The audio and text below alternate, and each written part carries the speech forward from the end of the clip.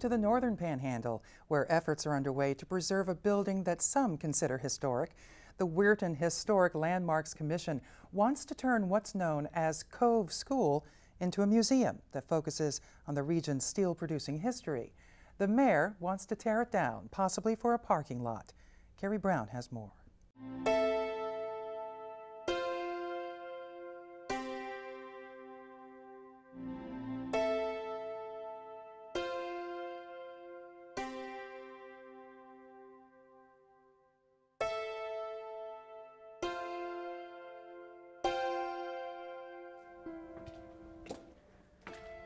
From a distance, the old Cove School in downtown Weirton stands out.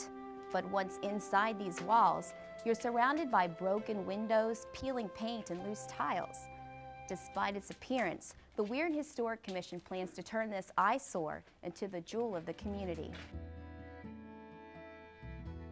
In 1837, Danford Brown donated the land known as School Knoll on Cove Road to the trustees of the Holidays Cove Academy. After the school ran for many years, the academy closed and the land was transferred to the Hancock County Board of Education. Both times on these deeds, it said that the property was to be used for education, an academy, or a seminary, forever. Now, the Weirton Historic Landmarks Commission would like to save that property for its proper and the use that was defined by the original deeds for education. The city has wanted to make it a parking lot, and we feel the use would be better used in a museum and educational facility. Sharon Byers-Pepper is secretary of the Weirton Historic Landmarks Commission. She never attended Cove School, but her mother did. She was the school's 1937 May Queen. I sat down with her and members of the commission to discuss the history of Cove School. They shared their memories of the building and told me how important it is to save it. We have thought since the very inception of this commission back in 1993 that it was very important to save Cove School for several reasons. One, because of its historic connection to our earliest pioneers here and their idea of education being most important and the development of that discipline in this area and west. Number two was that we do have a lot of history here, and including the history of Weirton Steel. We have, in fact, we've talked about it quite a bit. We have two histories, pre-1909 and after 1909.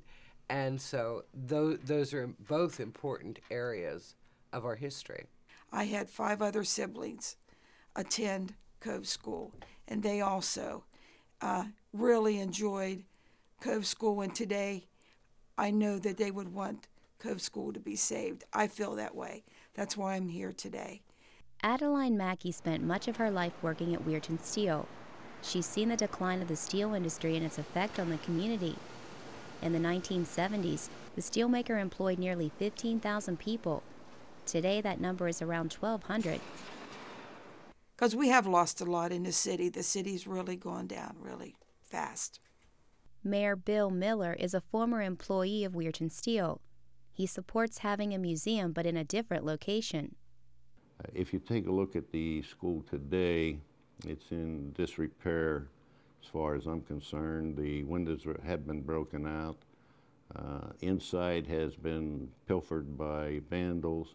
We recently had to put a fence around the building to secure it, plus putting up plywood and whatever else to keep out vandals. So if you look at the school, you'll see what I mean about the vandalism and the erosion that's taken place within inside of the building. As I view it, it's nothing more right now than an eyesore to the city, and we have applied for brownfield funding to see if we can go ahead and use that to tear down the school and make it a more viable piece of property. You hear this every day about things that have been torn down, and what rises up from that sometimes it's just a parking lot. If you drive through Weirton right now, from the south end to the north end, you'll see a lot of empty buildings and a lot of parking lots where buildings used to be. And it's just a shame that has to come to this. Dave Warzowski has lived in Weirton for most of his life. He says turning the school into a museum would be quite a challenge, but he agrees that it is important to keep the community's history alive. We've lost quite a bit of history already from the architecture that has been torn down. And not just the architecture, it's the structure of the family. The families have had to move away. But the city doesn't think that the building can be saved. It plans to use the property for economic development. I guess saying that we won't cooperate with them for what? I mean, if you take a look at it, if we had $5 million, would we put it into the school? Maybe, maybe not. I couldn't tell you, but I can tell you that it's not ADA accessible. There's been 2 wings built on to the additional school, which now takes it out of the category of the historical. In May 2002, the Division of Culture and History determined that Cove School qualified for the National Register of Historic Places. But in June, city officials said in the Weirton Daily Times that the state determined the building is not historic. That was news to the Weirton Historic Landmarks Commission. It turns out that the state revised its stance. In a letter dated August 6, 2002, the Division of Culture and History said additions made in the 1930s had affected its architectural significance.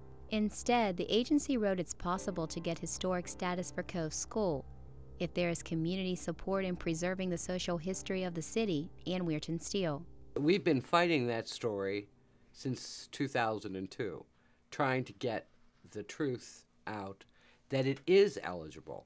No, architecturally, it is not another Monticello. But there are 5 different criteria for National Register status, and this building qualifies under 2 others. Weirton has an awful lot of history, and I just brought a sample here today, but I think preserving the history, you got to know where you've been to find out where you're going. And Cove School is a good example. Cove School is part of the history and a big part of it. For Outlook, I'm Carrie Brown in Weirton.